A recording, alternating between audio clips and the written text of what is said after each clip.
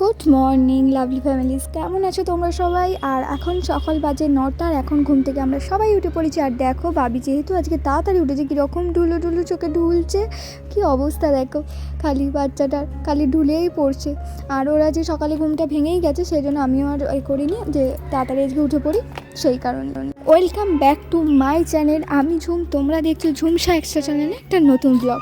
আর যারা new viewers এসো অবশ্যই চ্যানেলটাকে সাবস্ক্রাইব করে দিয়ে পাশে থেকো। আর বাবি এখন ঘুম ছাড়ানোর জন্য ঢুলু ঢুলু চোখে ঢুলছে দেখো। আর অর্ধেক ঘুমোচ্ছে, অর্ধেক সময় আমি ডাকছি জেগে পড়ছে, তারা এত ঘুম পেয়েছে। আর মুখে লেগে আছে বিস্কুট, এই দেখো আবার ঢুলছে। আসলে রোজই আমি যেহেতু ঘুমিয়ে থাকি, তো সেহেতু ও আমার সাথে সাথে ওই 10:30 করেই 10টা 10:30 করে ঘুম থেকে ওঠে। আর তাই এই অভ্যেসটা হয়ে গেছে, ও 9টার সময় উঠেছে বলে এরকম ঢুলছে।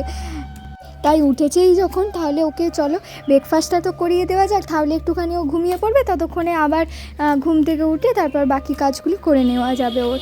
তো সেই ঢুলু ঢুলু চোখেই এখনও হোমমেড সেরেলাক খাচ্ছে সকালের ব্রেকফাস্ট, কিন্তু বেশিটা খেতে পারেনি, কারণ ওরা এতটাই ঘুম পেয়েছে ও আর পারছে না, ও লাস্ট পর্যন্ত ঘুমিয়েই পড়েছে।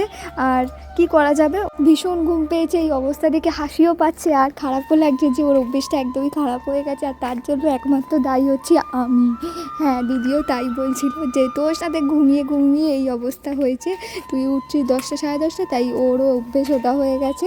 একদিন 9টায় উঠেছে, তার জন্য এত ঢুলে পড়ছে, কি করব। তারপর ঘুম থেকে ওঠার পর ওকে ফ্রেশ করিয়ে স্নান টান করিয়ে একেবারে ক্যামেরা অন করলাম। আর ঘড়িতে এখন প্রায় বাজে 1:45 নাগাদ। তো সেই জন্য সব কিছু হয়ে গেছে বলে, আর তখনও অল্প খেয়েছে, তাই জন্য একেবারে তাড়াতাড়ি লাঞ্চটাও করিয়ে দেওয়া হলো। আর সেই কারণেই একদম বসে পড়েছি লাঞ্চ করাতে। তো আজকের লাঞ্চ আছে, দুপুরবেলা যেহেতু ভাতটাই খায় তাই প্রেফার করে, তো সেক্ষেত্রেও খিচুড়ি এখন আছে। আর আজকের খিচুড়িটা চলে আসবে এক্ষুনি, তো তারপর ওকে খাওয়ানো হবে। ব্লগগুলো যদি তোমাদের কোনো টপিকে কোনো ব্লগ চাও বা কিছু জানতে চাও, নিউ বর্ন টিপস চাও, অবশ্যই কমেন্ট করে জানাও, তাহলে আমি অবশ্যই সেই সব ক্ষেত্রে আমাদের যা যা এক্সপিরিয়েন্স হচ্ছে সেগুলো আমরা তোমাদের সাথে অবশ্যই শেয়ার করব। চলে এসেছে। ফার্স্টে আমি একটুখানি চেখে দেখছিলাম কেমন জানি, তার একটুখানি আমি ফার্স্টে চেখে দেখলে ও ভাবে কি খাবারটা আমার, তাহলে ওর আমাদের খাবারে ভীষণ মানে একটা ইন্টারেস্ট, তো সেই কারণেই আরও ওরকম খেয়ে দেখি, তারপর ওকে দিই, তাহলে ওরও খেতে সুবিধা হয়, মানে ওর ইচ্ছা একটা জাগে। প্রথমটা বসিয়ে খাওয়ালেও তারপর কোলে নিয়ে একেবারে খাইয়ে দিই, কারণ তারপর কিছুটা খাওয়ার পরও একটুখানি নাটক করে, তো খাবো না, এ করবো না, ভালো লাগছে না, এরকম একটুখানি বিহেভিয়ারগুলো থাকে। তো সেই কারণে একেবারে ধরে খাইয়ে দিই, তাহলে তাড়াতাড়িও হয়ে যায় আর ও পুরোটা খেয়ে নেয়, ফেলে না বেশি।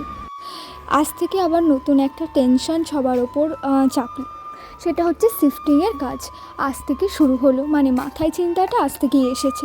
হ্যাঁ, শিফটিংয়ের কাজ, বাবু এইটুকুনি একটা বাচ্চা, তার ওপর শিফটিং করাটা বিশাল চাপের ব্যাপার, তার ওপর আমাদের আবার বাবু, তো ওকে নিয়ে আরও আর একটা চিন্তা। নতুন জায়গায় যাচ্ছি, এখানে পুরনো জায়গায় এখান থেকে বেরিয়ে গেলেও, মিস করে গেলেও ও ফিরে আসবে, কারণ এখানে চারিপাশে ওর গন্ধ ছড়ানো আছে, এবং টানা কয়েক বছর হয়ে গেল এখানে আছি আমরা, তো মানে দিদিরা আছে, তো সেক্ষেত্রে অসুবিধা হতো না। কিন্তু নতুন একটা জায়গায় গেলে সেখানে ওর যতক্ষণ না গন্ধ আশপাশে ছড়াচ্ছে বা কিছু মানে একটা স্মেল তৈরি হচ্ছে, ততক্ষণ ও কিন্তু, আর ওখানকার রাস্তা যতক্ষণ না চিনছে একটু আধটু কাছাকাছি বাড়ির আশপাশটা, ততক্ষণ কিন্তু যদি মানে চলেও যায় তাহলে ফিরে আসতে পারবে না। এটা একটা বড্ড ভয়ের একটা টেনশন মাথায় একটা চেপে বসলো আজ থেকে। দেখা যাক, খোঁজা তো শুরু হয়েছে, কি হবে না হবে অবশ্যই জানতে পারবে তোমরা। তবুও যেটা দেখলাম আস্তে আস্তে করতে হবে, কারণ এখনও টাইম আছে হাতে কিছুটা, তো ভেবেই সব এগোচ্ছি, দেখা যাক কি হয় না হয়। আর এটা তো রেন্টে থাকে দিদিরা, তো সেক্ষেত্রে ওই রেন্টটা এই মুহূর্তে এখান থেকে যে ওনার আছেন তিনি বলেছেন যে এই মুহূর্তে এখন আর উনি দেবেন না, তো 1 বছর টাইম দিয়েছে, তার মধ্যেই ব্যবস্থা করে নতুন একটা দেখে চলে যেতে হবে। তো এই হয়েছে ব্যাপার, এই হয়েছে কাহানি, তোমাদের সবটাই জানালাম। আর তোমরাও সঙ্গে থাকো, দেখতে থাকো।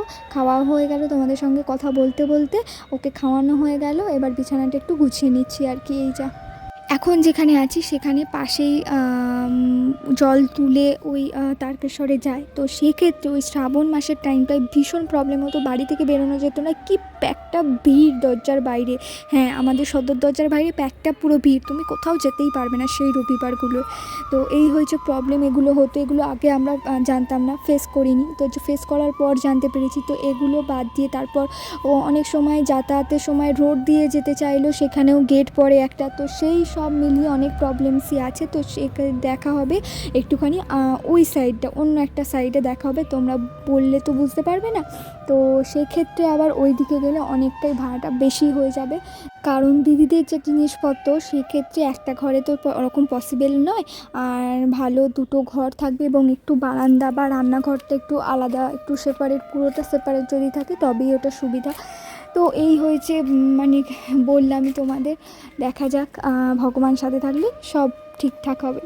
আজকে যে এখানকার ওনার, এই বাড়ির ওনার, তিনি এসেছিলেন, তিনি এসে প্রত্যেক বছর এগ্রিমেন্ট করা, তো সেই এগ্রিমেন্ট করিয়ে দিয়ে নোটিশ দিয়ে গেছে আর বলেছে নেক্সট এগ্রিমেন্ট আর হবে না। তো এরপর থেকেই খোঁজা শুরু হবে, দেখা হবে কোথায় কীরকম পাওয়া যায়। যাকে ওইসব এখন বাদ দাও, যখন হবে সব দেখা যাবে, আর অত টেনশন করে কোনো কিছুতে লাভ নেই। যখন যা হবে সব ভগবান ঠিক করেই রেখেছে, তাই হবে, আর সব ভালোই হবে। ফেব্রুয়ারি মাস পড়ে গিয়ে একেবারে ভ্যালেন্টাইন্স উইক চলে এসেছে, আর ফেব্রুয়ারি মাস মানেই তো প্রেমের মাস, প্রেমের মৌসুম চলবে এখন চারিদিকে। আমি মনে করি এবং আমিও সেলিব্রেট করি এটাই, যে প্রেম মানে, ভালোবাসার মানুষ মানে সে যে কেউ হতে পারে, বাবা মা, ফ্যামিলি, বন্ধু বান্ধবী, যে কেউ হতে পারে, যার সাথে ইচ্ছা কাটানো যেতেই পারে দিনটা। তবে আমরা এই যে এত সেলিব্রেশন করি, তার মাঝে কিন্তু ওই ব্ল্যাক ডেটা আমাদের মাঝে কিন্তু কাটা হয়েই থাকে।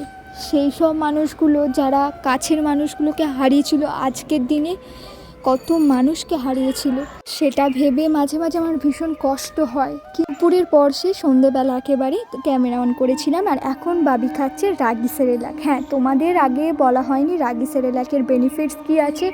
এই রাগি অ্যাপেল সেরেলাকে আছে একটা বেবির ডেলি নিডে 37% আয়রন প্রয়োজন, যেটা এই সেরেলাকটা তোমার একটা বেবিকে প্রোভাইড করবে, যেটা ভীষণ প্রয়োজনীয়। এবং এছাড়া এর মধ্যে আছে 14 important nutrition, vitamin and minerals, vitamin A, C, zinc, যেটা বেবির ইমিউনিটি সিস্টেমকে স্ট্রং করতে হেল্প করবে। রাগি অ্যাপেল সেরেলাকটি রাতে বা ডিনারে দেওয়াটা একটু অ্যাভয়েড করবেন, সকালে বা দুপুরে বা বিকেলে নাস্তাতেও দিতে পারেন। ব্লগটা এখানেই শেষ করছি, আবার একটা নতুন ব্লগে দেখা হবে। ভালো থেকো, সুস্থ থেকো, পাশে থেকো অবশ্যই।